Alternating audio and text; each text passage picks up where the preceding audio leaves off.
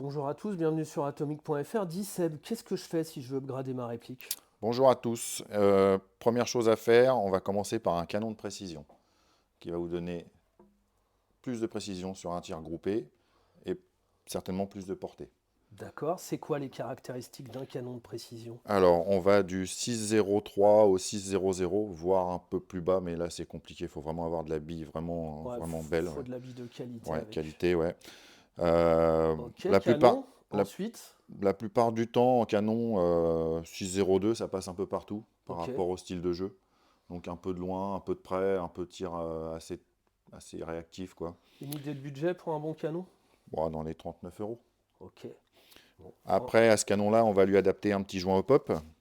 Alors, le joint au pop, il sera adapté par rapport à la bille jouée du joueur. Donc, si on met du 0,23 à 0,25, on va plutôt prendre un joint au pop en 0,50. Si on passe de la 0,28 à la 0,30, un joint en 0,60, comme le jaune là, Maple Leaf et le Quantum, qui est très bien. Et après, bah, si on passe au-dessus de la 0,28-0,30, il faudra vraiment jouer avec un joint plus dur. Voilà. D'accord. Ensuite, qu'est-ce que je modifie d'autre? Après, nous allons pouvoir attaquer l'interne de la gearbox avec un piston renforcé Ok. 14 dents, une tête de piston renforcée. Alors là, j'ai deux têtes de piston de chez FPS Softair. Une pour les joueurs qui veulent cadencer assez rapidement et une pour les joueurs qui veulent envoyer de la bille vraiment précise de loin, qui va permettre d'envoyer beaucoup plus d'air dans le flux du canon pour pouvoir que ça soit vraiment précis. D'accord. Voilà. Ensuite, Après ça, on peut amener une tête de cylindre, tout en acier, en alu, ouais.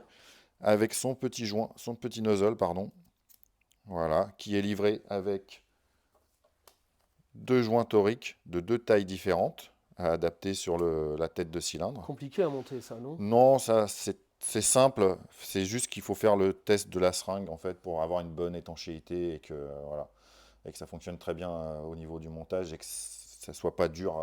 Il faut vraiment que le nozzle coulisse et son mouvement de voilà, sans que ça soit vraiment dur et qu'on puisse pas le rentrer quoi. Bon, on vous rappelle qu'on a un service technique. Si vous galérez pour monter tout ça, vous venez nous voir. On a toutes les pièces aussi. À bientôt sur atomic.fr.